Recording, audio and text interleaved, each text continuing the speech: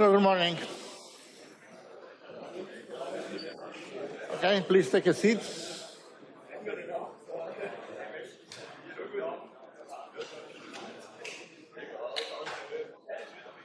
And let's get started. There is some material from the previous lecture that I didn't finish covering, so and something that they covered a little bit too quickly. So let's go back to the end of the first lecture slides, and then we'll get going with the with the second lecture material. Okay. So if you remember, at some point we were talking about interconnections.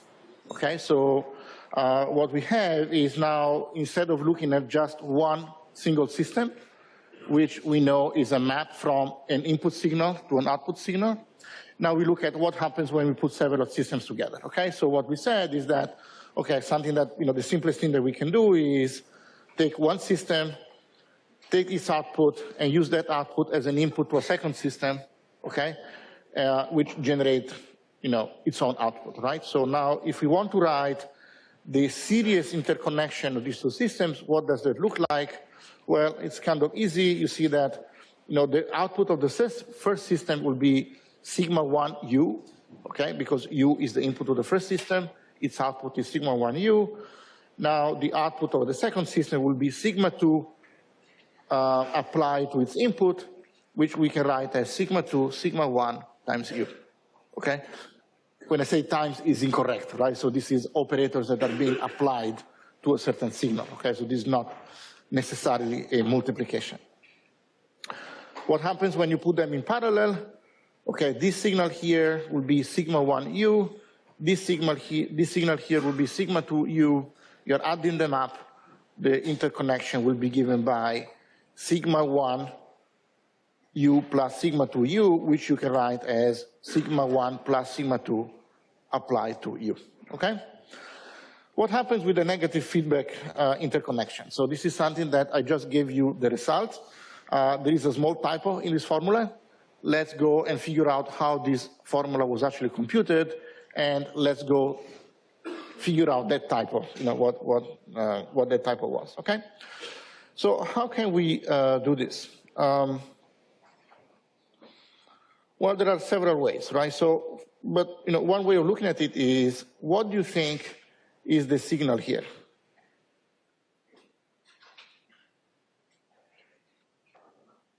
Anybody? So what we have here is we are adding this signal, which is u, right? And subtracting this signal here. What is this signal here? This would be sigma 2 applied to y, okay? So we can write down all of these things, right? So this would be sigma 2 y. So this signal here will be u minus sigma 2 y, okay? Now, what is the signal on this side, on this side here? Well, we know it's y, right? But we know that it also must be equal to, so this is y, but this also it must be equal to sigma 1 applied to the input signal to the sigma 1 block, right? So this would be sigma 1 that multiplies u minus sigma 1, sigma 2, y, right? Little bit of algebra. Essentially what we can do is we can move, all of this stuff to the left-hand side, right?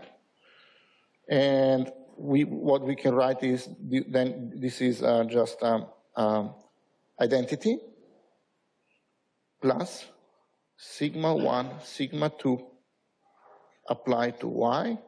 This is equal to sigma 1 u, okay? Now you can see how I got this formula and how I got it wrong, okay?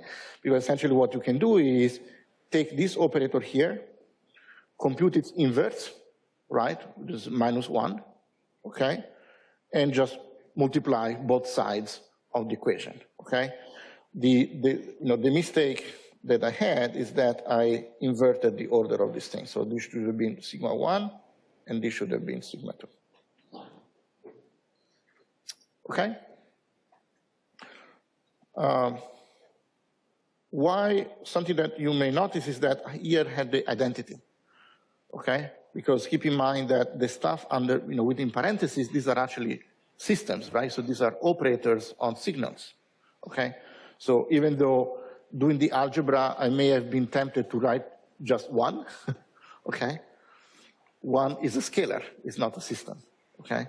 So what we say is we write this identity, which is the system that maps an input signal into an output signal that is actually equal, is the same to as the input signal, okay? This is the identity system. Okay, good. Okay, so now we can switch to the new slides. Okay, so something that I should have mentioned the previous lecture is that in case you have not noticed, we are actually being recorded, okay? So, I signed a, like a disclaimer or something that, I'm giving the rights to the university and the university can, can record me and publish, the recordings, which also, by the way, means that any questions that you may ask or, you will be part of, you will be capturing these videos. I hope it's okay with everybody. Okay. Oh, there was something else. This little device that we are asking, that we are suggesting that you buy, I think it's, first of all, it's not mandatory. Okay, so you don't have to buy it if you don't want it. You are welcome to use, maybe to have groups of, 2 or 3 students or something and just share one. We will also order a few for the, for the teaching staff, say, so that, you may be able to share those if you want. On the other hand, my recommendation is just buy it, okay? So I know it's a little bit expensive, but I didn't, last years, all the previous years we had a required textbook, right? So everybody had to buy this textbook. Now that is no longer required. And, I'm also suggesting, making a recommendation for a textbook that you can find online for free, okay? So you're saving some money on the textbook. You can invest a little bit of money on this device. You don't have to, but I think that it would be useful for you to have it on your desk so that as you go through the material, as you read the books, as you read the slides, as you do the exercises, you can actually physically touch and see and hear what is happening with this little control system, okay? Not required, not mandatory, no nothing. My recommendation is just buy it, okay? At the end of the day, we live in Zurich, right? So every time you go out for lunch or something, that's 30 francs anyway, right? If you invite your boyfriend, girlfriend, 60 bucks, so 60 francs. So you can just as well get one of those, okay? Good, let's get started, okay. So we are still on track, mostly. Okay, so this is a list of the learning objectives, right? So, why do you want to use a control system? We will look at different control architectures, and then we will start looking at modeling, okay? So now how do we actually write equations that represent these systems that are a mathematical representation of a physical system that you can work with, okay? In particular, we will look at what are called linear time invariant systems, which have a very nice way of representing them with 4 matrices that are universally called the A, B, C, D matrices, okay? I think in the Russian literature, they may have called it in a different way, but essentially most of the Western world uses this notation. Then we look at also how you can approximate nonlinear systems, and in order to do that, we need first to look at what is the notion of an equilibrium point, and then how to construct these approximations, okay? So why do you want to use a control system? Well, I mean, there are many situations where control becomes necessary or actually a good idea. So you're given a system, right? So for example, you're given an airplane, a car, or a space heater, anything really, right? And then, the water tank in your toilet, right? So, what you want to do in the water tank is you want to make sure that the water level is always constant, right? The water tank doesn't do that by itself, right? So you have to figure out one way of doing that.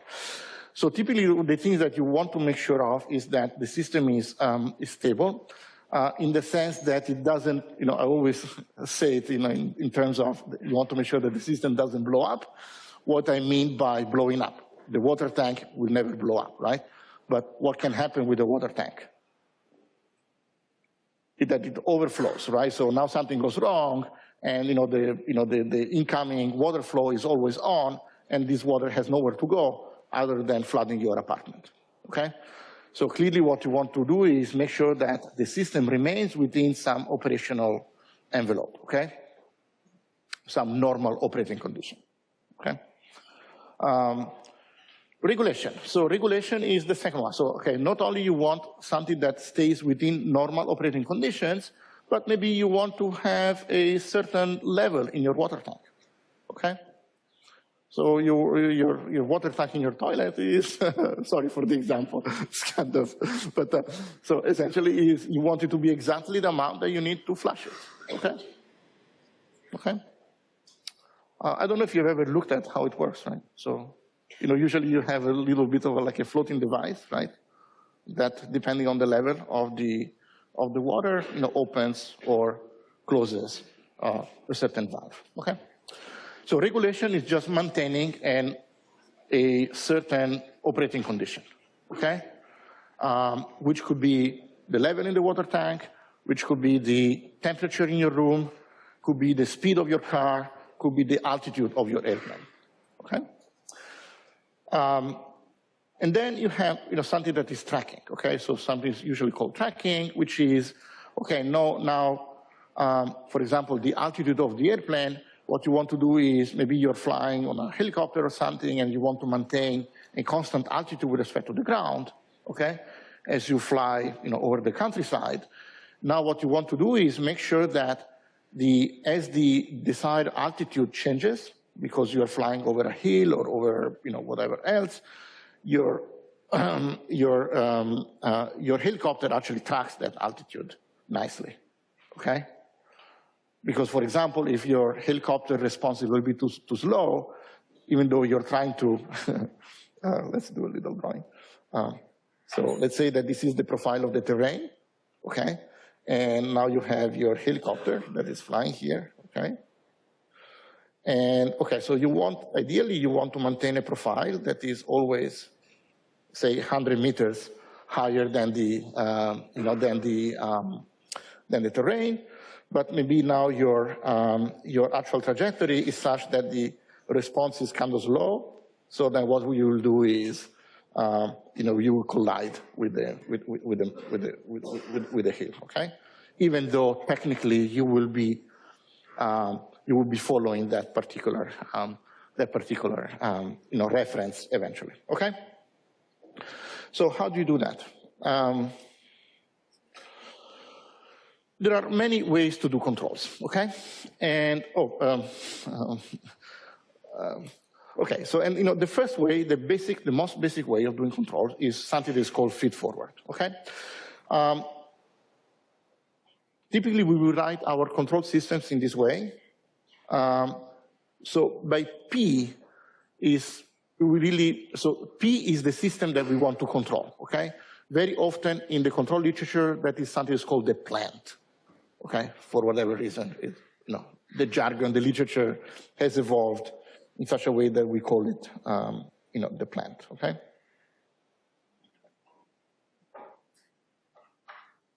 Okay, so this is what we want to control, okay? Okay, so now what we want to do is we have a certain reference, okay? So this is, for example, the temperature that we want in the room. This is what you set in your thermostat, okay? For example. And what we would like is the output, that is the actual temperature in the room, you really like it to be equal to the reference that you set, okay? So the simplest approach would be, okay, I know what my ideal temperature is. What I can do, I know what my heater, what my plant is, right? So what I can try to do is I can try to figure out, given the temperature that I want, what is the setting on the heater that will give me the temperature that I would like, okay? In a sense, you can see this as, so let's assume that these are all scalars, okay? These are just static systems, these are just, U will be F times R and Y will be P times U, okay? So if I know that, then how would you compute F, right? If we say that Y is equal to PU, okay? And I would like Y to be equal to R, okay? And I know that U is equal to FR. What do you think F should be?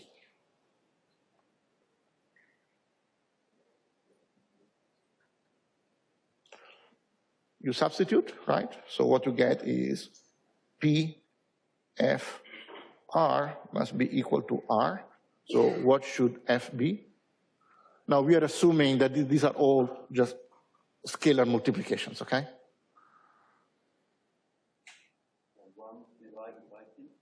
Right, so ideally then what you would like to have is F is equal to P inverse, okay?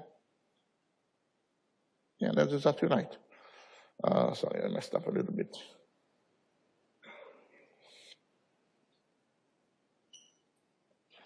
Okay? Again, this is under the, if all static systems, okay?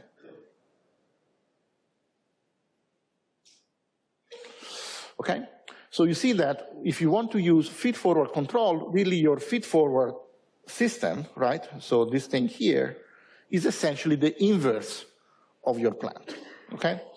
That's great if you know your plant well, and then you can compute this inverse, okay?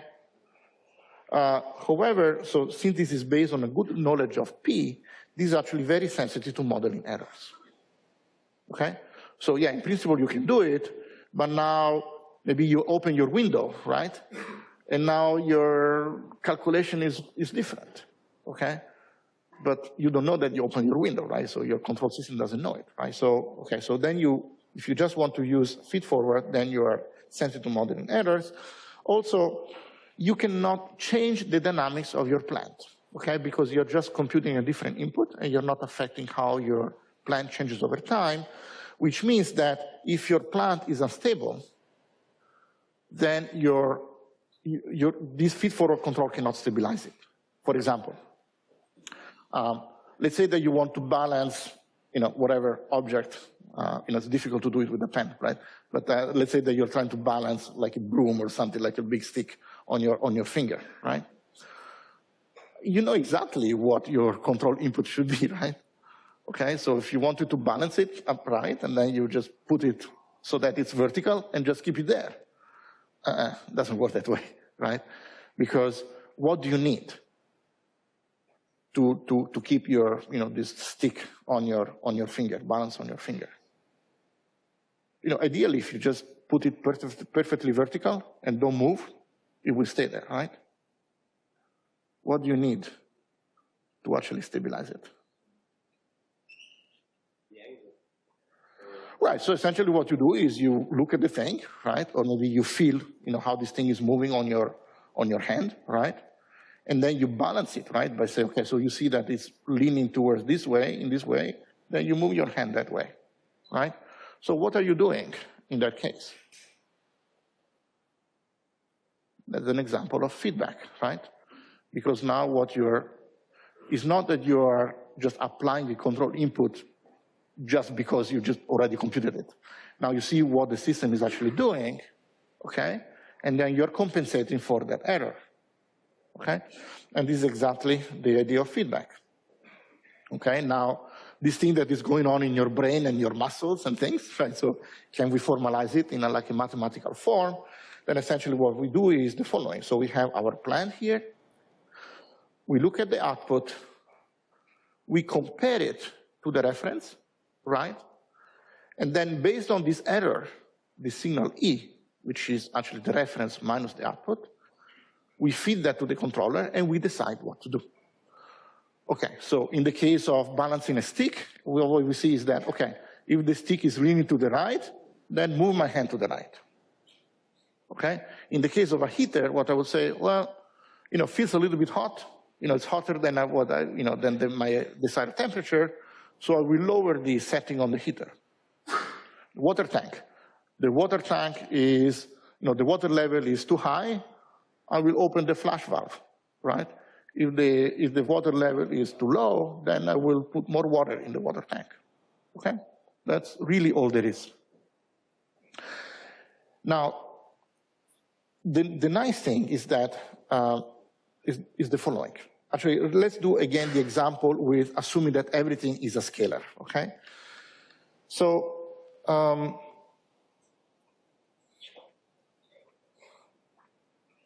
so what we know is that the output y, if you remember the equations that we wrote before, this is actually, well, actually in this case is given by PC over 1 plus PC u. How do we make this thing as close as possible to 1? So we would like this thing to be 1. Sorry, this is reference, it's not you. Okay? Because we would like y to be approximately equal to r, okay? So in order for y to be approximately equal to r, what we want is this fraction to be approximately equal to 1. How do we make that thing equal to 1? Anybody?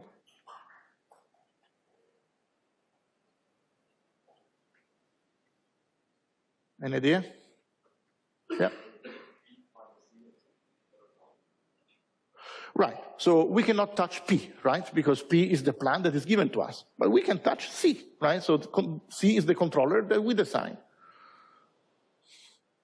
So we need to make P times C very large. We can only touch, change C, so we choose C to be very large. Yeah. Oh, remember, it's the same formula that we use. This is the feedback interconnection. Anyway, we can redo it, right? So,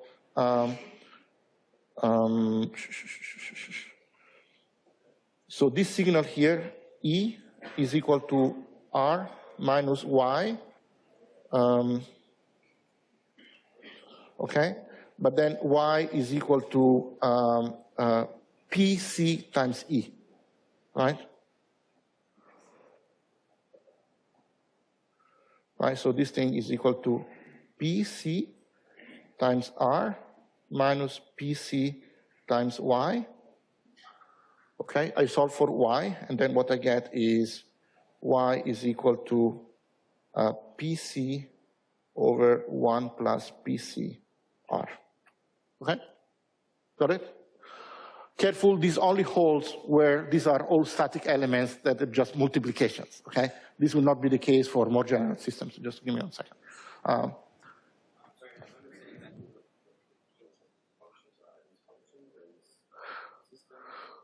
Okay, so I should repeat the question for people in other rooms, or maybe hand you the microphone. So the question was that you do not understand exactly what P, C, and F are.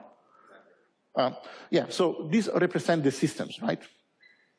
So this would be, as I said, like a system for me is something that takes an input signal and outputs an output signal, okay? For me, so that system could be any device, the space heater, right? Or, the heating in a room, right? So where the input signal is maybe the voltage on my heater and the output signal is the temperature in the room, okay? Which example from before?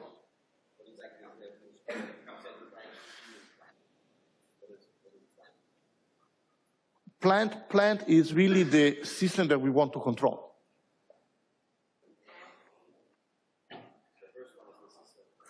Okay, so sorry. So this P thing, this is the plant, okay?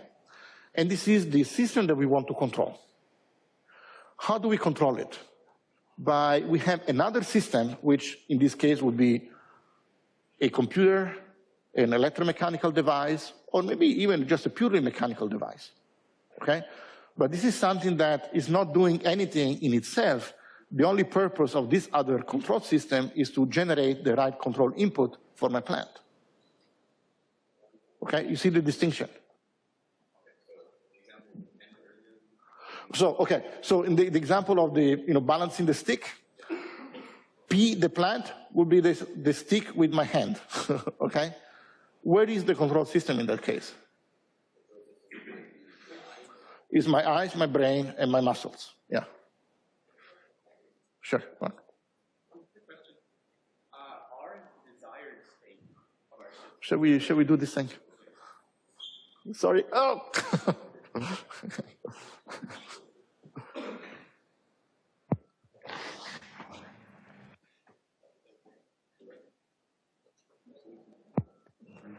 Check, okay.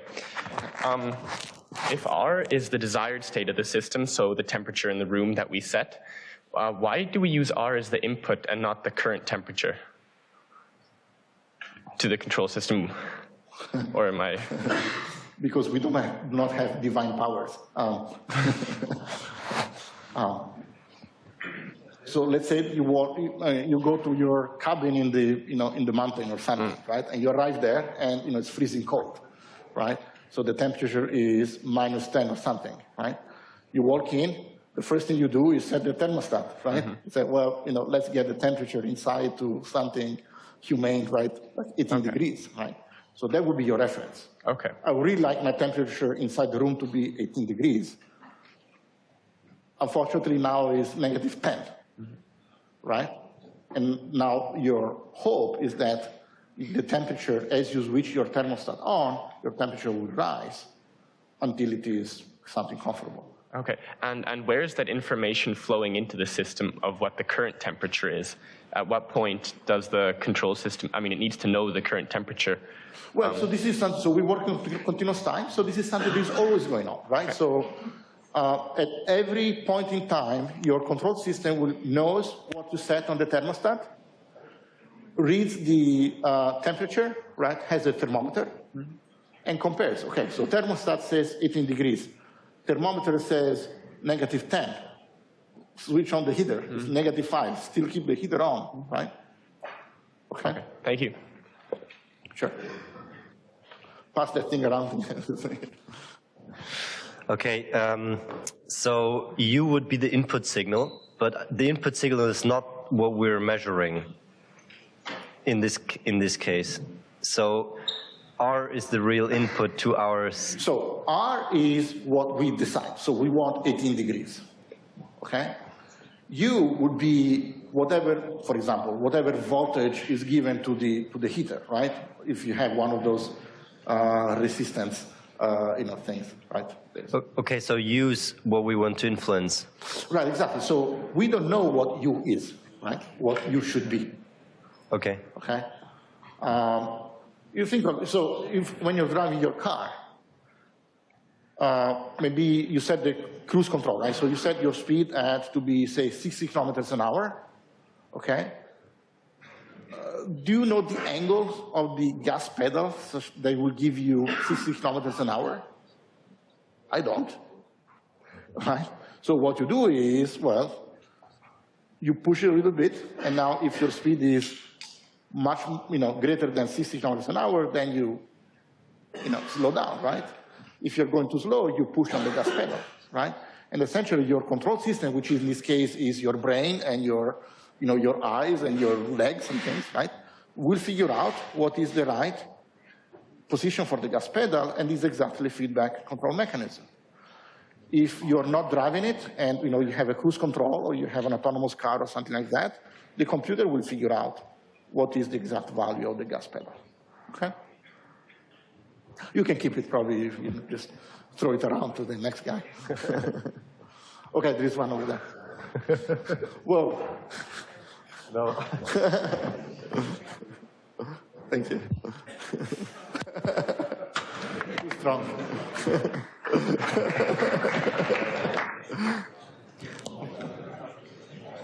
In regard to what you said before with P and F, in this case, would C be the control system, the brain that you mentioned? The control system, yeah. But then why do you say the bigger C is, the smaller the error E will be, regardless of P? Right. So now what we are saying is that I made the, we are looking at the very special case in which my control system is just something that takes the input, multiplies it by some number that generates the output. Okay? So this would be a static system. A static system is just something that multiplies something by some number. Okay? Do you have another concrete example for that? Yeah, but you will need more machinery to understand that, and that's what the rest of the course is about, right? So now what I'm saying is, in the case in which everything is, say, constant and stationary, or we are looking at, like just static systems, then the intuition is that even in the case in which you don't know anything about P, as long as you make the control system gain large enough, then the feedback interconnection will make sure that the output matches the reference. And you see, the important thing here is that under these assumptions, which are very simple, I have absolutely no need to know what P is. To know that, as the bigger I make C, then the smaller my error will be. Okay? This is exactly the power of feedback control. If you're using feedback control, you don't need to know exactly how your plant works.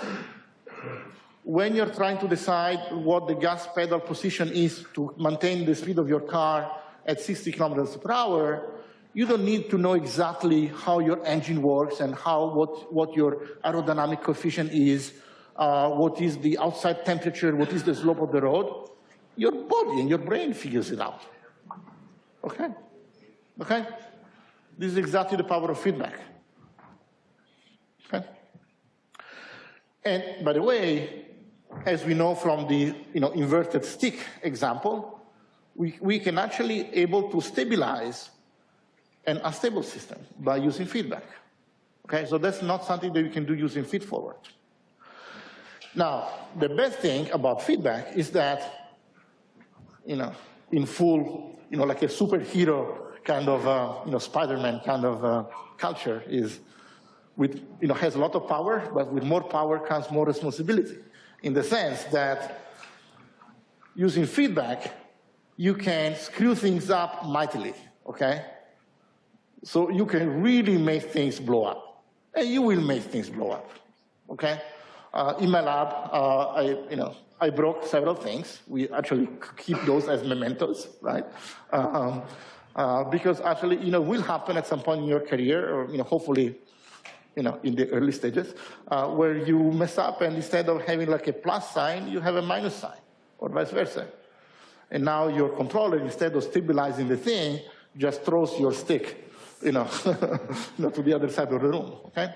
So this is one of the things that you should be really, careful about, okay? So if you screw things up by feedback, so can stabilize a lot of number of things, but can also make things unstable. And usually when things are unstable, will be very explosively so, okay? So just careful. Okay. Now we have looked at feed-forward. We look at feedback. There are some good things with feed-forward, a number of bad things, good things with feedback, some bad things. You can actually, in a sense also, if you go back to this one, something that people do not always realize is that the whole point for feedback to work is that you need to have an error, right? If you don't have an error, then your feedback will be zero. I mean, you have absolutely no information about the system, okay? So in a sense, if you only want to rely on feedback, you will have to accept there will be some error, okay? Maybe some transient, but you need the error to develop in such a way that you figure out what to do, right? So now you can imagine that a better alternative would be actually to combine and get the best of the two worlds, right? So you have a feed-forward component, okay? The feed-forward is, well, I know that I have to drive my car at 60 kilometers an hour, so I know that I will have to push on the gas pedal. I mean, I don't know exactly by how much, right? But I know that I had to push on it, right? So essentially, this is the idea, okay? So you can combine a feed-forward, which is your, say, guess on what the control should be, okay? And then you can correct your guess by feedback, by looking at the error with respect to what you want, okay? Typically, if you have this, you have something that has all the advantages of feedback, but also allows you to reduce the errors, in a sense, or have a faster response, reduce the transient, because now it is no longer the case that all your system knows about the plant is through the error, right? You have some information that you can give through your feed-forward. I found in my career that this is something that even very famous people working in the field, the problem is that with feedback control, everybody gets so excited about feedback control that people forget about feed-forward, okay? So, but then, things with feed-forward, with only feedback tend to be, maybe a little bit slow, right? So, for example, again, you're starting at the red light turns green, so you want to accelerate. And if you're only using feedback, well, then your computer in the car will say, well, yeah, I should go 60. I'm stationary, so let's push on the pedal a little bit. Yeah, I should go 60, but I'm still going at 10 kilometers an hour, so let's push on it a little bit more, right? Whereas what you do when the light turns green, you just push the pedal, period, right? So there is some feed-forward, and then you adjust the feed-forward, okay? So don't forget about the feed-forward. I think it's important, something that a lot of very accomplished people always forget. Just put it there, it doesn't cost you anything. It's essentially your initial guess on what the control should be. Okay, benefits, dangers. Okay, so as we said, if you're only using feed-forward, then you need to have a very precise knowledge of the plant, which is something that you not necessarily have, because maybe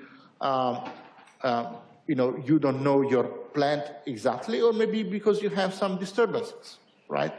So typically when you buy a car, you walk into the car dealership, you get out with the keys to your car, but they're not telling you exactly how much this car accelerates and what is the torque curve or like things like that, right? So you don't have that. And by the way, but also you don't know what is the slope on the roads that you will drive on, right? So there are a lot of essential components of the plant, of the model that you just don't know, okay? So that's why, feed-forward is typically not sufficient. You want to use feedback. So you can handle uncertainties in the system. You can reject disturbances. So if you have some headwind, a slope, who cares?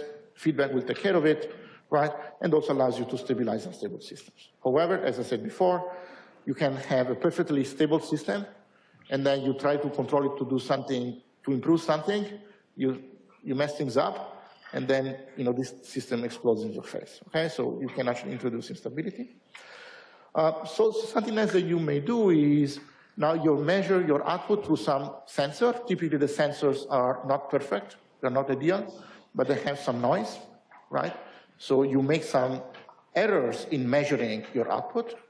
So then you may introduce these errors back into your system, right? So for example, the example of the car.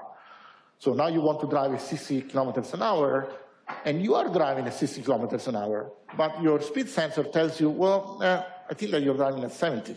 So then you will slow down, even though your car was going at exactly the right speed, okay? So you may have some of this effect of introducing back some of the sensor noise into your system, okay? In general, my recommendation is always think of some feed-forward plus feedback architecture. This is what is called in the literature as like a 2-degree of freedom design. Okay. Everything okay so far? Any questions?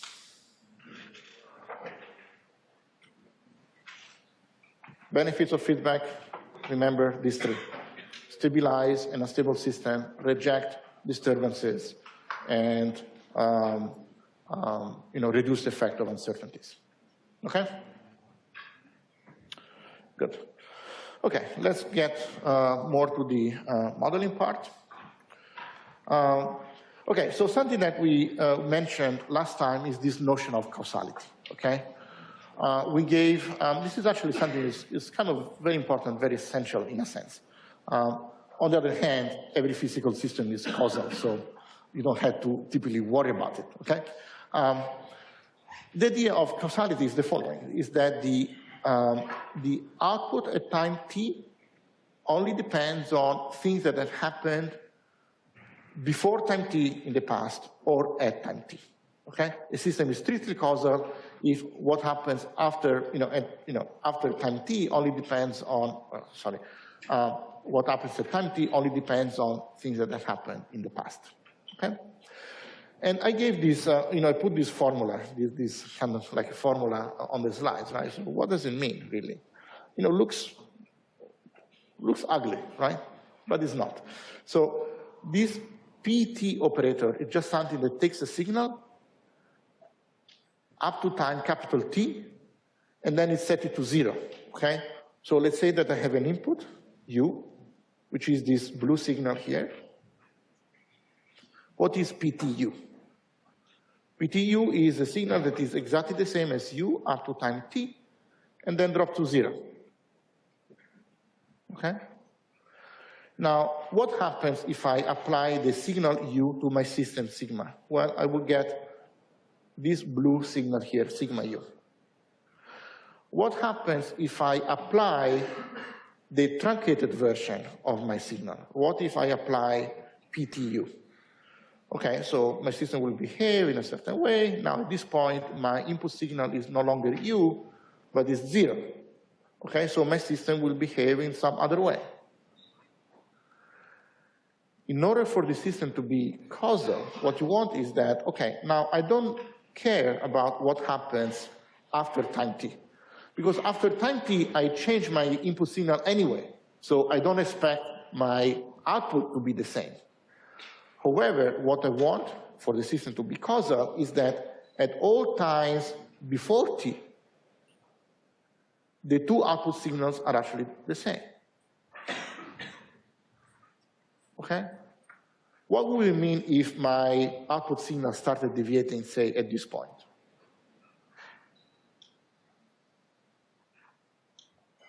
What it means is that my system knows the future, right? So if it starts changing, because it knows that in 2 seconds, you will set the input to 0. Is that physical? Not really. Okay, so essentially, this is a system that knows what is going to happen in the future. Sorry, you cannot do it. Okay. There are a number of exceptions in the sense that, if you think of, can you make non-causal systems? Yes, you can. In the sense, for example,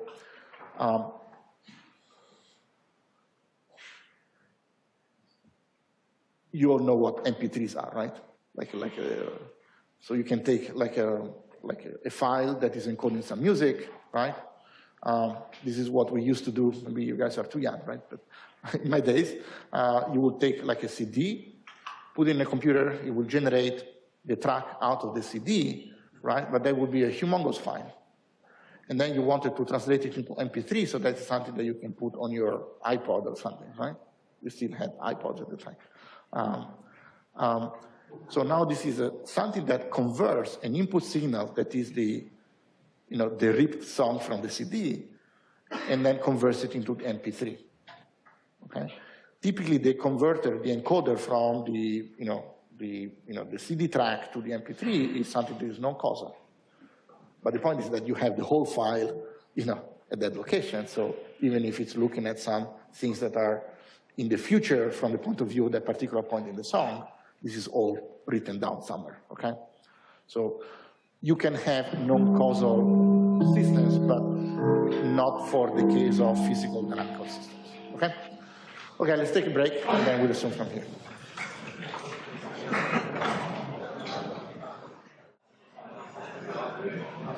Okay, guys, let's do after that. Okay, let's get back to your seat. Let's keep going.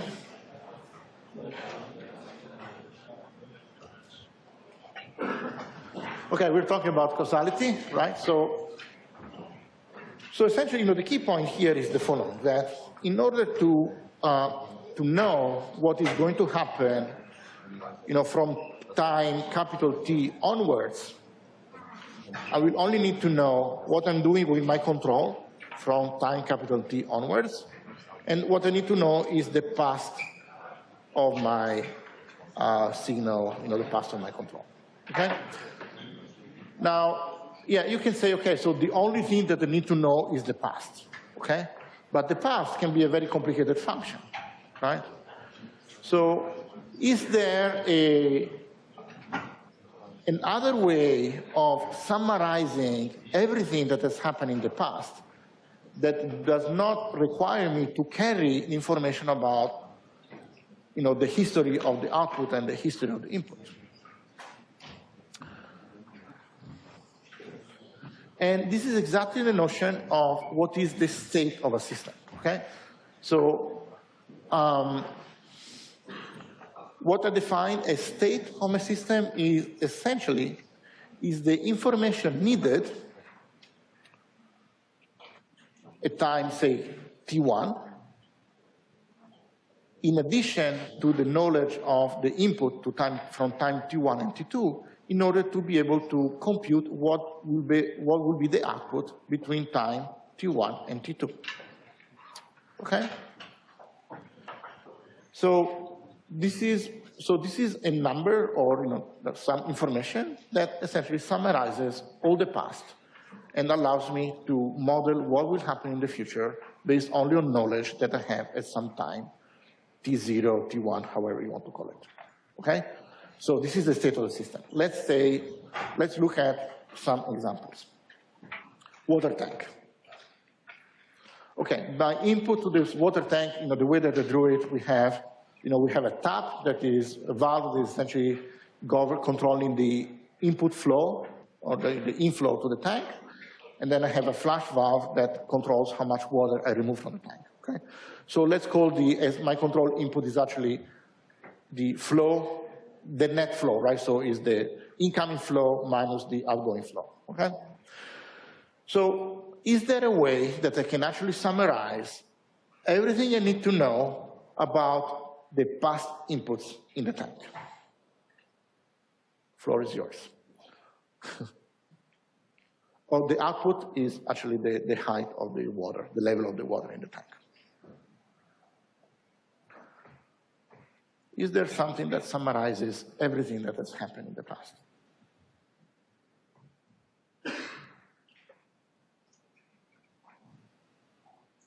Yep. Oh, yeah. Yes, but can we do something that's a little bit more physical? The integral of what? Yeah. Your answer is correct, okay? Or I see where you're going or where you're coming from, and it's correct. But my question is more about something tangible that gives me the summary of everything that has happened in the past. Oh, well, the tank is fixed, right? So maybe the area of the cross-section of the tank, you know it, right? Assume it's a cylindrical. So the height, right? So the state of the system in this case is just the water level. Okay? I don't care how I got that water inside the tank, but from now on, all I need to know about the water level in the tank is the water level now and how much water I put in the tank from that time 0 onwards, right? Okay? So then a state of my system in this case is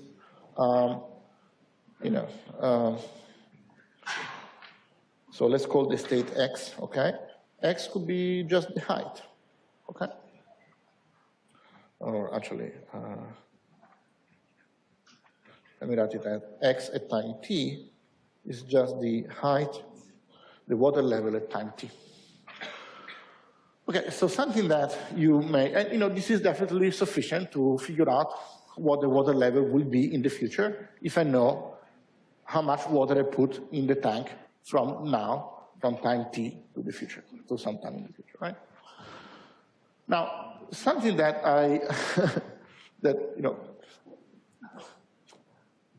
is this the only definition of a state in this case, or I can pick other states?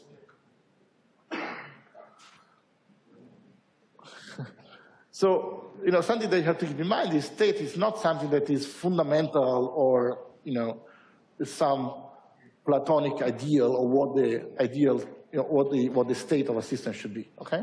Because what I could do is take, well, what if I define x of t to be 3 times h of t? Would this work? Right? I can choose this to be, for example, to be the height measured in meters, or actually I could choose this to be the volume, expressed in liters, right? Doesn't matter. I can, since if I know the cross-section of the tank, I can back out the actual height, right? These are essentially the same, right? Or I can say, well, my x of t is actually given by h of t and 0, right? That is also sufficient, right? To compute my height, my water level. Or I can just say x of t is equal to 1/3 of h of t and 2/3 of h of t.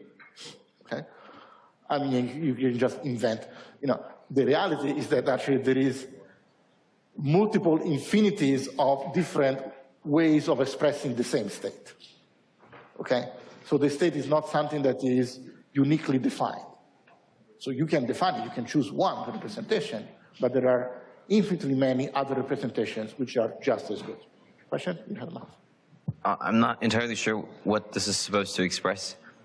The state you want to, the state is the height of the water? Is that correct? So in this case, for the water tank, if you know the height of the water at any given time, you can, and then you know how much water additional water you're putting in the tank, you can compute what would be the water level at any other time. And what is the point of the multiple ways to describe it? Why do you have so many different functions? It's not the point, but the point is just to say that the choice of a state is not unique. Okay? You can choose to represent your state of the tank is the height of the water in the tank. Your friend over there can choose, no, I really like to work with the volume of the water in the tank. Yeah, okay, that's fine. And these are both perfectly valid, legal, and workable definition of the state for this particular system. Okay, so you're just expressing that there's one state and there are a multitude of ways to describe the state. Right, exactly. Okay, so thanks. and actually these are something that, we will see it. And, the state of a system is not something that is implicitly defined, or it's not the case that there is some state that is better than others. But there are very many of those. In fact, there are infinite choices, and depending on what your choice of a state is, can be one or infinitely many, then you have what are called realizations, okay? So these are just different representations of the same system, okay? Now, what I said is that it is not the case that there is one state choice that is better than another, but there is a class of state choices that are better than other choices. And in particular, what you want to do is look at what are called minimal realizations. So in this case, okay, so this is fine. Okay, I'm using a single scalar to represent my state. Here, this is also fine because I'm using a single scalar to represent my state. Now, this is kind of stupid. Why would you do this, right? And why would you do this thing? Okay? So here you have something that is 0 at all times. Who cares? Just drop it. Here you have something that is just twice as much as the other component. Why are you doing this? Okay? Why are you doing this to yourself? So something that, while I cannot say that this one is better than this one, I can definitely say that both of these are actually better than any of these, okay? Why? Because it's smaller, right? If I can, carry less information, so if I can keep track of fewer numbers, but still have the same information, why would I carry the extra information? They're just redundant, okay? So something that we will do is, even though you can have very many realizations, typically what we want to look at is minimal realization. So these are what is the smallest state vector that allows me to summarize everything that has happened to my system, okay? Then we will call the dimension of a certain system the dimension of the smallest state vector, okay? So if I can summarize everything I need to know about the system with just one number, there will be a one-dimensional system. If I need two numbers, there will be a two-dimensional system, okay? Now, question. What if I have a static system? So a static system, remember, is a system such that it does not depend on the past, does not depend on the future, depends only on the current value of the input. What do you think would be the state of a static system? What would be the dimension of a static system? Why? Because I just need one number to describe all the people of time. So this will be, this is a number that summarizes all the past, right? Okay? Keep in mind that the static system does not care about the past.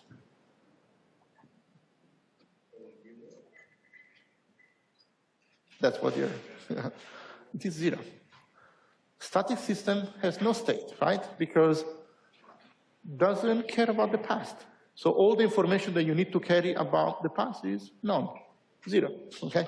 Zero dimension, so zero-dimensional vector, okay?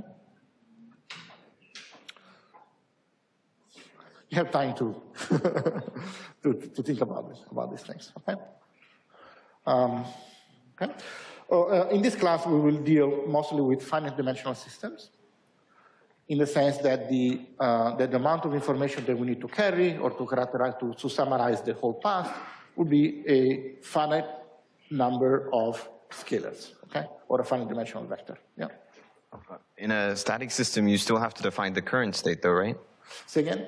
In a static system, don't you still have to define the current state? No. Because before you said a static system is defined a static system, your output at time t is only a function of the input at time t.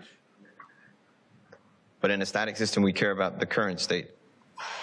There is no state, right? So you just care about the output at a certain time. Okay.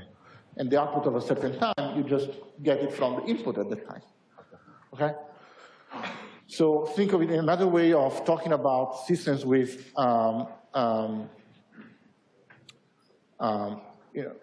static systems are systems that have no memory, right? So memoryless systems, okay?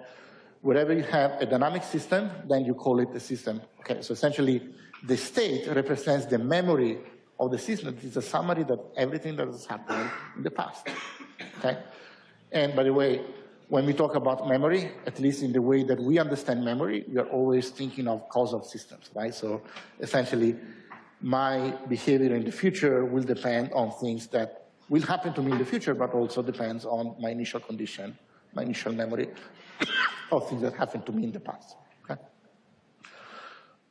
You can also think, in principle, of anti-causal systems that only depends on things that are happening in the future, right? But, you can define them mathematically, not that useful from the practical point of view, okay? So, what happens is that whenever you have a finite dimensional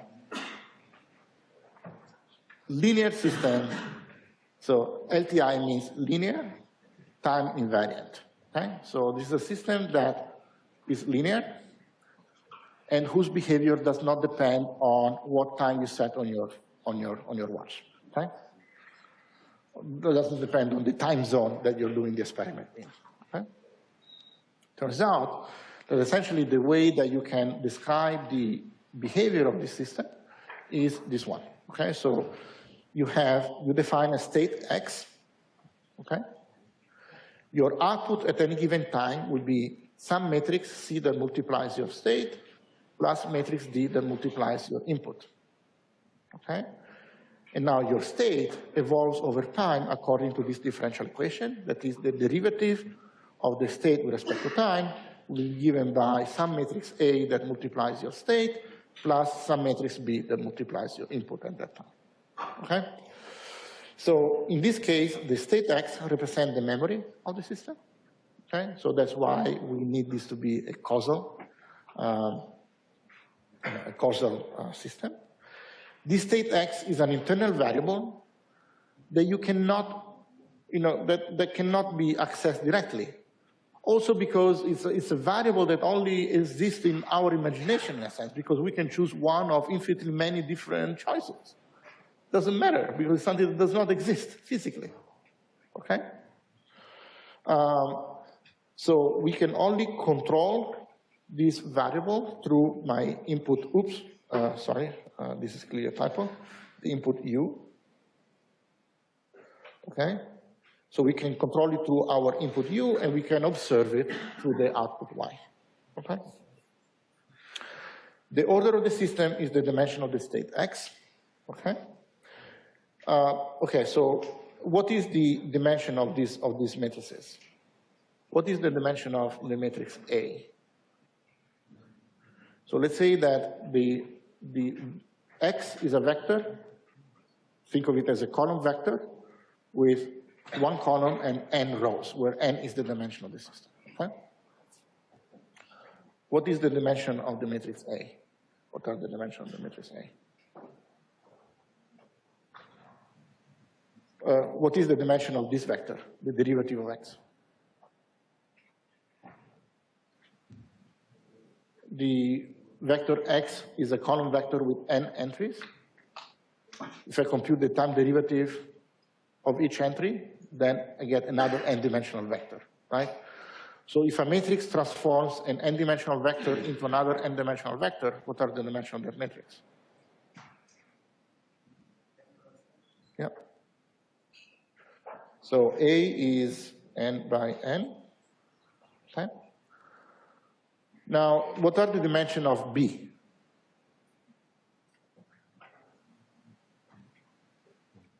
We need to have n rows, right? And we'll have as many columns as the number of inputs that we have, okay?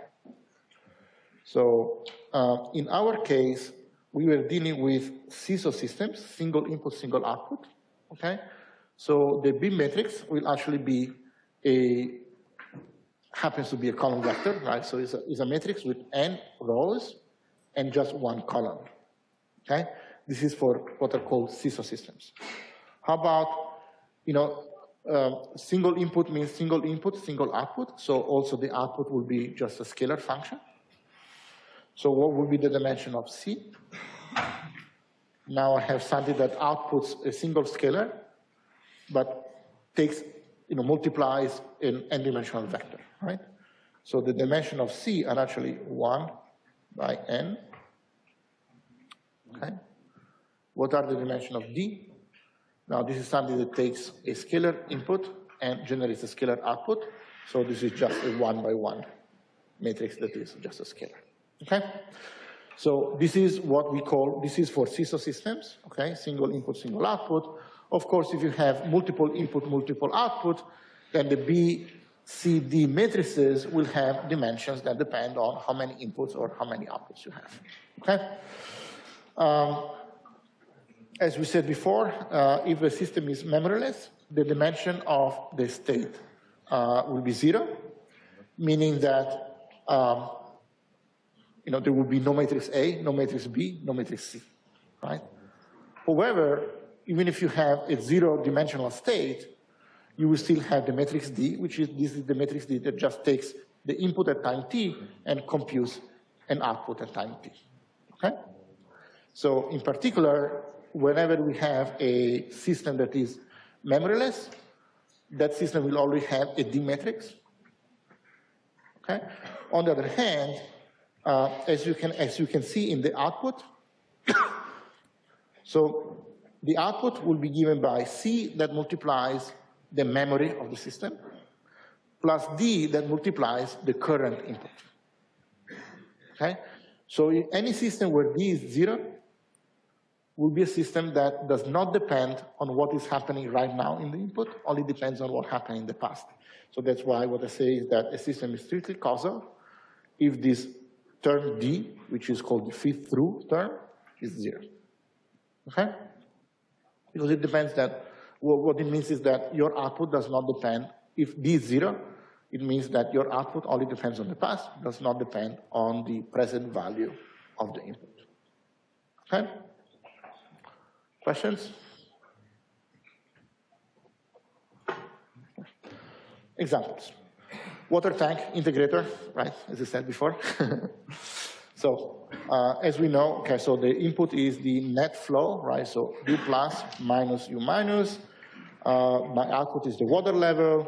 I know what the cross-section of the tank is, so what I can write is, I know that my water level will change over time, so the derivative of my water level will be given by the net flow divided by S. This is the cross-section of the tank, okay? So how do I write this as a dynamical model? I can choose as my realization, I choose my state to be actually equal to the height, the water level in the tank, which by the way is also the input. So my A matrix will be just, so how would I write my equations?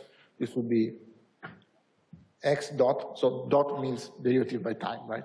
I hope you're familiar with the notation.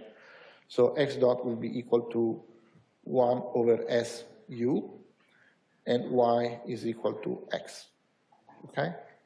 So usually I'm lazy and I forget to say that things are dependent on time, okay? Forgive me if I do that, but anyway. So what would be the A matrix? So the A matrix is something that takes, in this formula, is whatever multiplies my state. You see that the state does not appear in this formula, right? So the A matrix is 0, okay? So A is 0. What is the B matrix? The B matrix is whatever multiplies the input in this formula here, in this equation here. So then the B matrix will be 1 over S. The C matrix is whatever multiplies X in this equation. So then it will be 1. What is the D matrix? The D matrix is whatever multiplies U in this equation. There is no U. What it means is that the D matrix is 0. Okay? Simple example. Something a little bit more exciting. Okay, so now we have a temperature control example. So I have U, my control input is actually the heat flow from my heater, okay? Or you can think of it as the voltage in my, if I have one of those resistance-based heaters, space heaters. Okay? The output is my temperature T. Okay? Then I have some outside temperature, which is, this will be the equilibrium. So if I don't turn the heater on, eventually the temperature of my home will be equal to the temperature outside, right? Have thermal conductivity, let's call it C, and the thermal capacity N, right? So how does the temperature in my room change over time? Well, what I know is that the thermal capacity times the derivative of the temperature will be given by, okay, the inflow, the heat flow that I generate through my heaters, minus the heat that I lose to the outside, assuming that the outside is outside is colder. Okay, so this is the temperature that the heat that I lose to the outside environment. Okay. Again, I can choose my X in this case to be my inside temperature minus the outside temperature. Okay. So then what I can write is dx over dt. So this will be just the d of the derivative of the temperature with respect to time, because T sub E is a constant, okay? So this will be given by, what is it? Minus C over M, then multiplies X, plus 1 over M, U. There is this 1 over M because I'm moving this M from the left-hand side to the right-hand side, okay? And what is Y? Well, this will be just, my T, okay? Actually, sorry.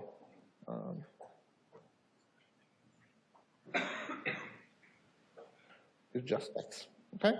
So then what is the A matrix? The A matrix is whatever multiplies X in this equation, so it's minus C over M. What is the B matrix is whatever multiplies U in this equation, that is 1 over M. The C matrix is whatever multiplies X in this equation, that is 1. D matrix is whatever multiplies U in this equation, that is 0.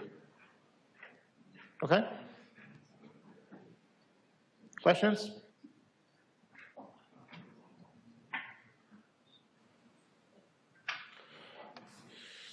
Okay. Okay, so this is great. Yep. Want to get the microphone? Move it over. Whoa, good. How do we know that X is equal to Y? Oh, that's just, you choose it, right? So in this case, so you have to, your X is something that you choose, right? And it's something that allows you to write how the system will evolve over time. So this is something that you will do more. Probably many of you are enrolled in the system modeling class right now. Right, so that's something, that's exactly what you learn how to do in the system modeling class. Typically, your state is something that, depending on your system, right? So for example, if you have a mechanical system, typically your X is some combination of the position and maybe the velocity of your system, okay? So in an airplane could be some combination of, say, north, east coordinates, altitude, right? And could be some, pitch angle, roll angle, yaw angle, things like that. In a car could be the position along the road, the position lateral to the road, your heading, and your speed. If you're working with, say, a heating system, then your state will be some function of the temperature, okay? If you're working with electrical systems, your state could be some, some current or some voltage, okay? Really depends on your system. So, there's no, even modeling is somewhat of an art, right? So then taking your system, how you write a dynamic model for it, there is no single recipe, right? That's one of the things that you learn as, budding engineers, right? In these particular cases, I know that in order to model how the water level changes over time, I know that, okay, I can just take, okay, the difference in height depends on the net flow per unit time. But so our ABCD is very dependent on how we choose our X and Y. Absolutely, Yeah. right. And you will see that, again, A, B, C, D are not fixed. Mm-hmm. Actually, only D is fixed, right? Because D does not depend on the choice of the state, okay? But A, B, C, you can choose a different state, and you will get different ABC matrices. Mm-hmm. There's nothing wrong with that, okay? So when we choose... There are some forms, if you... Yeah. So, again, we talk about minimal realizations, right? So you can be kind of like a dumb and write a very large state vector that you don't actually need. That will also give you very large ABC matrices, which you don't need. So it's better to work with minimal realizations in which these matrices are as small as possible. On top of that, you can choose some realizations will give you some, the matrix A that has some nice properties. For example, can be, diagonal matrix. Excuse me.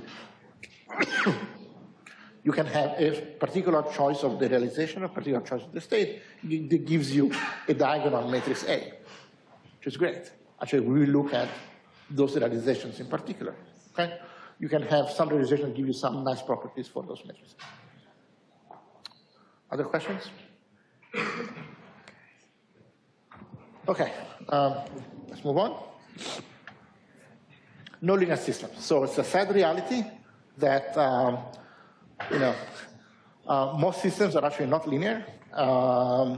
Most real-world systems are actually not linear. Okay. Still, we cannot, for those systems, we cannot write our model as dx dt is equal to ax plus bu, and so on and so forth. What we will write is still, some form of, the derivative of my state is given by some nonlinear function of x of t and u of t. Okay, and my output will be by some nonlinear function of x of t and u of t. Okay, so this is a more general version of writing, those same equations. Okay. Now, the point is that in this class, what we will do is learn only how to deal with LTI systems. But then we know that real-world systems are not LTI. So what do you do? What we will do is take a nonlinear system and try to construct an approximate model of that system that happens to be LTI, so that we can do our control design on the linear approximation. And then the magic thing, why is this course so important? Is because it so happens that if you do your control design based on the linear approximation and use your control on the real nonlinear system, turns out that it works well. Okay? And there are some mathematical explanations for that, for why that happens. Okay? But this is the whole point. Okay? So let's consider a simple nonlinear system. This is just a pendulum. Okay? So here we have the angular position is theta, the torque, we can apply a torque here at the joint, which is U, pendulum length L, pendulum mass M, viscous damping C.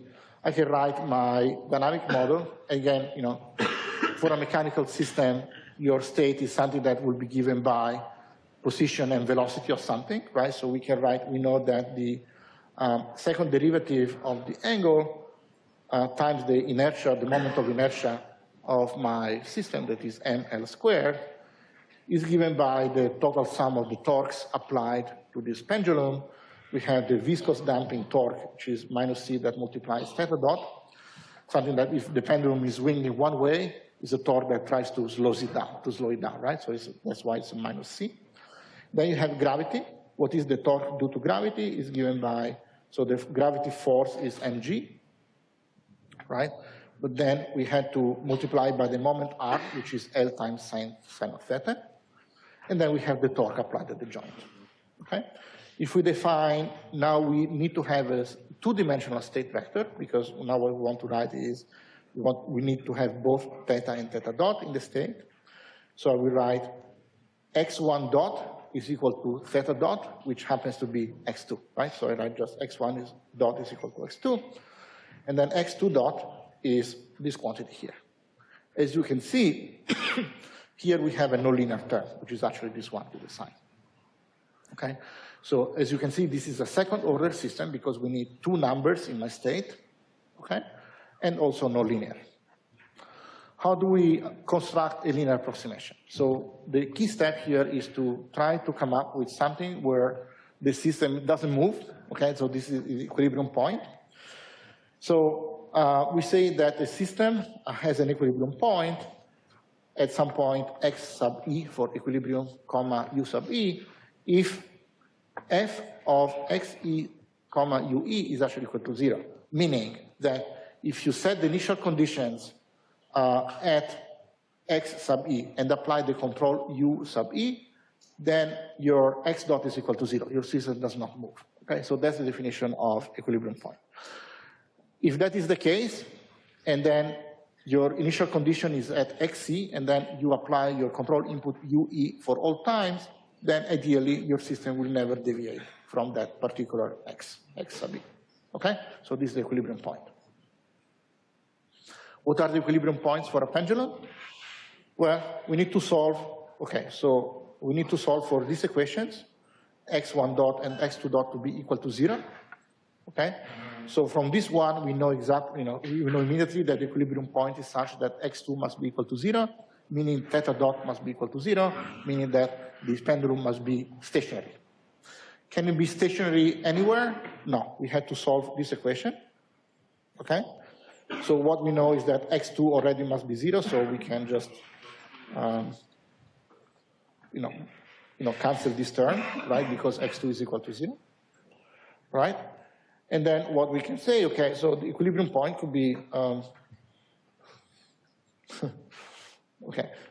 Let's say these are equilibrium points for u equal to 0, okay? So you can set u to be equal to 0, and then you have to solve for the equilibrium points are the points are the values of x1 such that sine of x1 is 0, okay?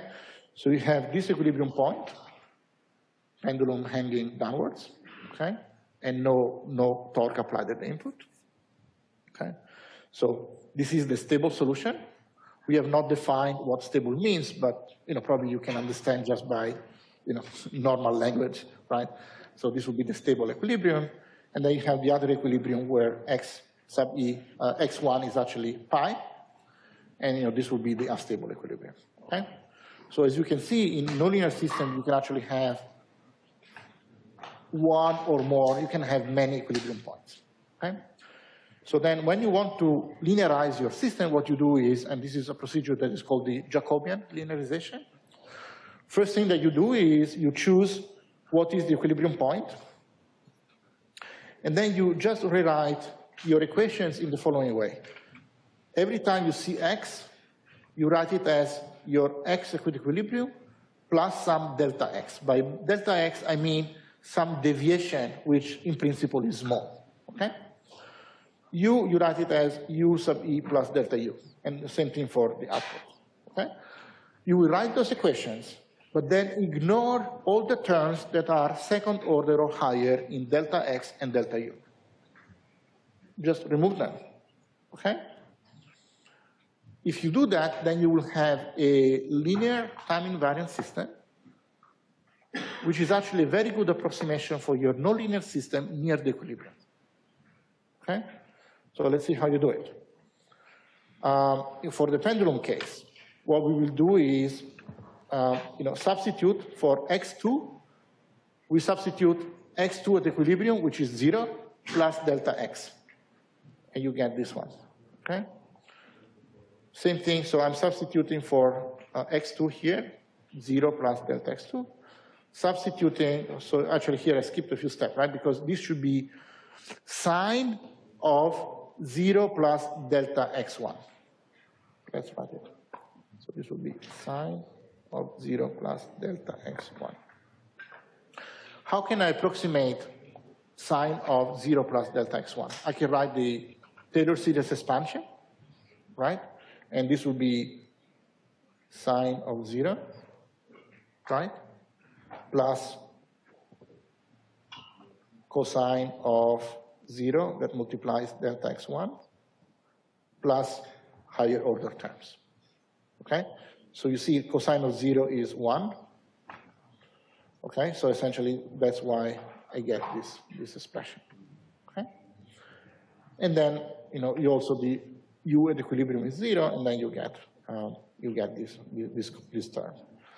So then we can you can see that we can write this in state space form, this form here, where the A matrix is given by, okay, so this term will be the term that multiplies x1 in this equation.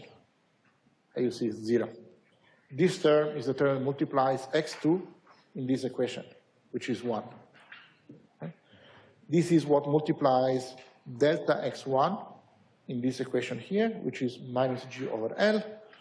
This is what multiplies x2 in this equation, which is minus c over ml squared. In the mid matrix, this term is what multiplies u in this equation, which is 0. This term is what multiplies u in this equation here, which is 1 over ml squared. Okay? In the output, this term is what multiplies x1 in this equation, which is 1. This term is what multiplies x2 or delta x2 in this equation, which is 0. The d term is what multiplies delta u in this equation, which again is 0. Okay? You can do exactly the same calculations for the unstable equilibrium, where you choose as your equilibrium point x1 is pi, and x2 is also 0. You go through the same procedure. What you get is this A matrix, this B matrix, this C matrix, and this D matrix. Same calculations, okay?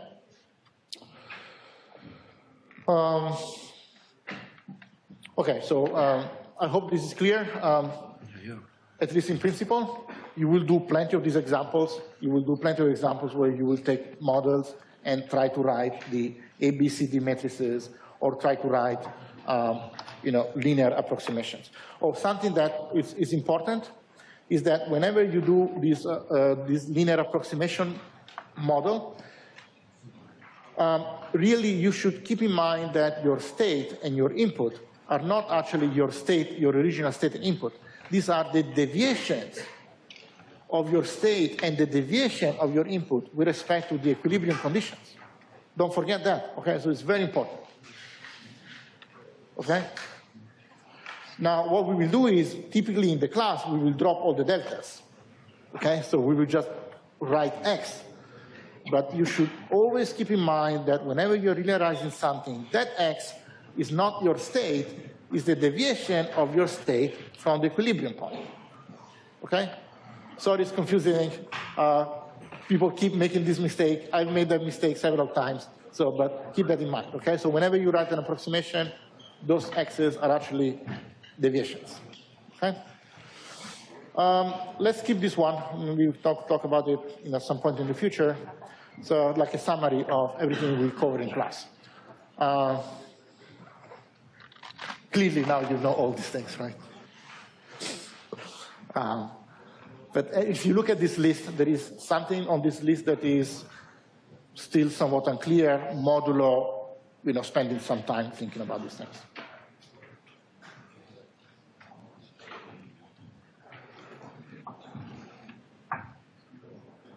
No? Okay, so now we know all those things that we have done. We'll reinforce them in the exercise sessions, but essentially, this should give you an idea of where we are standing at this point. Okay? So, control architecture, feed-forward feedback, understand, what are the benefits, what are the main characteristics, why you want to use control systems, stabilize, reject disturbances, achieve set points. This whole idea of modeling a system through a state, okay? If your system is linear time invariant, this ends up being something that you represent with A, B, C, D matrices. If the system is nonlinear, you have to do some extra work, meaning you have to find what are the equilibrium points, choose one equilibrium point that you like, and then write an approximate linear system that is actually written in terms of the small deviations from this equilibrium point. If you do that, you obtain another LTI system, again, ABCD matrices, that now describes the dynamics around this equilibrium point, as long as these motions are small. But these are actually quite well described by this linear time invariant model. Okay? And then we start from here, and then we start looking at how this system evolved and how we can affect their behaviors. Okay? Good. Okay, let's stop here, and then we'll pick up next time.